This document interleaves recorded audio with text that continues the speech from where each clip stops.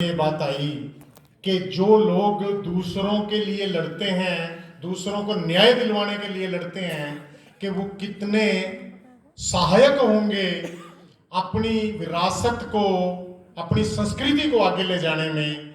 तो उनको एक विचार के बाद ये बात आई कि कहीं ना कहीं अधिवक्ताओं में एक ऐसा संगठन हो जिसमें सभी के सभी राष्ट्रवादी सोच रखें, और इस सोच के साथ इस संगठन का एक गठन हुआ। हम हमारे बहुत से, हमारे धर्म में, सनातन धर्म में, हिंदू धर्म में बहुत से देवी देवताओं का पूजन करते हैं, लेकिन एक ही व्यक्ति को मर्यादा पुरुषोत्तम कहा जाता है, श्री राम जी को। उसके पीछे क्या कारण है, क्या शिक्षाएं हैं? मर्यादा पुरुषोत्तम श्री राम जी ने वंचितों को साथ लेके, उनको उचित स्थान देके एक लड़ाई लड़ी, और उनकी इस टीम में सभी प्रकार के लोग थे।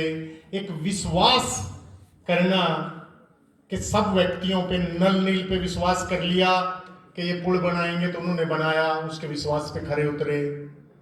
हनुमान जी को, एक प्रसंग है ये, और हमारे संगठन के लिए इतना उचित है कि समझ आता है कि हनुमान जी को जब भेजा गया कि आप माता सीता का पता करो, तो वहां पे हनुमान जी को यही नहीं पता कि मेरे पास ये शक्तियां हैं कि मैं लांघ सकता हूं समुद्र को एक छलांग में।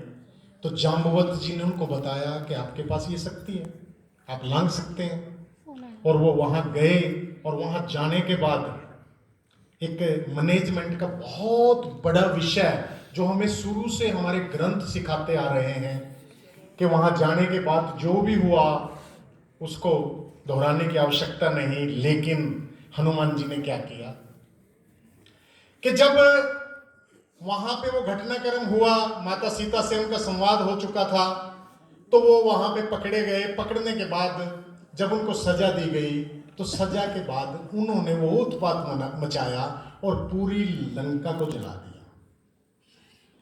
अब वहां से एक हमें प्रेरणा मिलती है कि वो मैनेजमेंट का ऐसा सब्जेक्ट है कि जहां पे अपना कुछ भी खर्च नहीं हुआ और काम बहुत ज्यादा हो गया। जब वो पूंछ पे कपड़ा बांधा गया, वो किसका? रावण का। वो तेल लगाया गया, वो किसका? रावण का। और लंका किसकी जली? रावण की। माचिस भी उन्हीं की थी, बिल्कुल माचिस भी उन्हीं की थी। तो उसी कंसेप्ट को लेके के वंचितों को साथ लेके चलना, एक सब पे विश्वास करना, और मातृशक्ति का, नारी शक्ति का सम्मान करें, इस विचार के साथ कि मर्यादा पुरुषोत्तम श्री राम के द्वारा दी गई शिक्षाएं कैसे यथार्थ रूप में आए, लोग उसका अनुसरण करें, तो अधिवक्ता परिषद का गठन किया गया। और उसी कड़ी में अधिवक्ता परिषद का गठन एक संगठन के तौर पे हुआ। संगठन के तौर पे अधिवक्ता परिषद का गठन हुआ, तो वो एक सेना के तौर पे सेना तैयार हो गई। उसमें सभी लोगों को लिया गया। किसी भी, आपकी जानकारी में होगा, श्री राम जी ने उस समय के किसी भी राजा महाराजा को, किसी बलशाली व्यक्ति को कि जिसका बहुत नाम हो, उसको नहीं लिया। उन्होंने बिल्कुल जो समाज के निम्न वर्ग के लोग थे उनको साथ लिया। और फिर उसी में एक जब बात आई, जो मार्गदर्शक के तौर पे लोग रहे,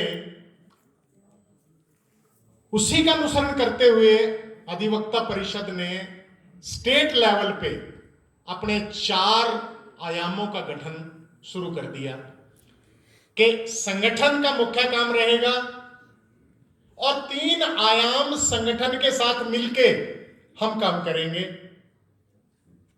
संगठन सर्वोपरि, आयाम उसके साथ काम करेंगे।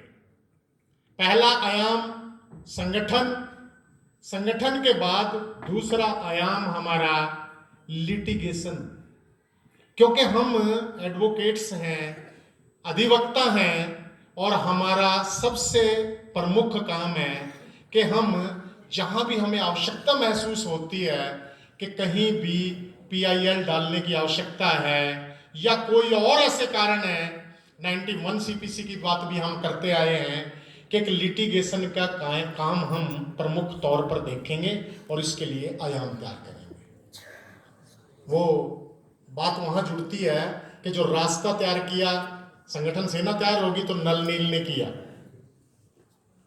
अब उसके बाद उससे गुजरने पे आगे तीसरा काम है हमारा आउटरीच का, कि हम काम कर रहे हैं, अधिवक्ता परिषद काम कर रहा है, लेकिन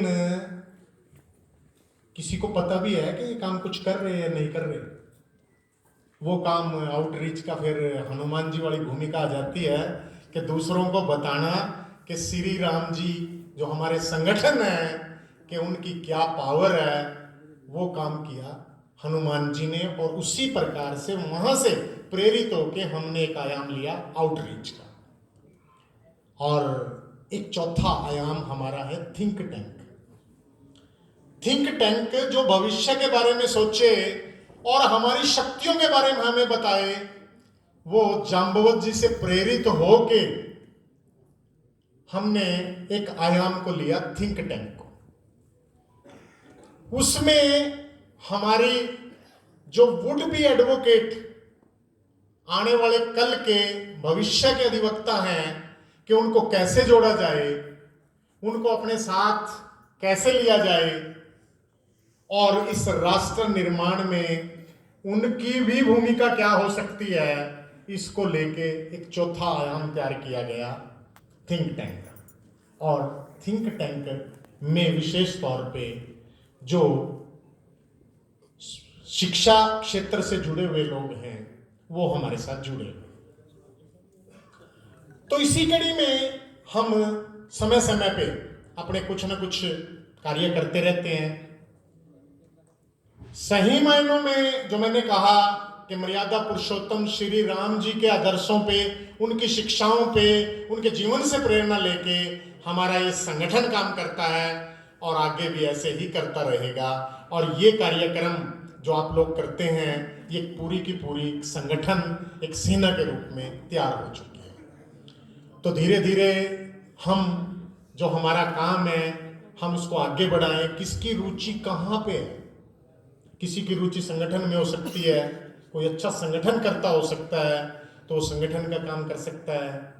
किसी की रुचि लिटिगेशन में हो सकती है, क्योंकि हमारे बीच में है श्रीमान मनचंदा जी और विजय जिंदल जी सीनियर लॉयर हमारे बीच में बैठे हैं, क्योंकि मैं बहुत मामलों में ऑनरेबल हाई कोर्ट में इनके पास जा चुका हूँ। विचार हो रहा है तो उसमें भी हम एक सजग नागरिक के भांति अपनी आवाज उठाएं।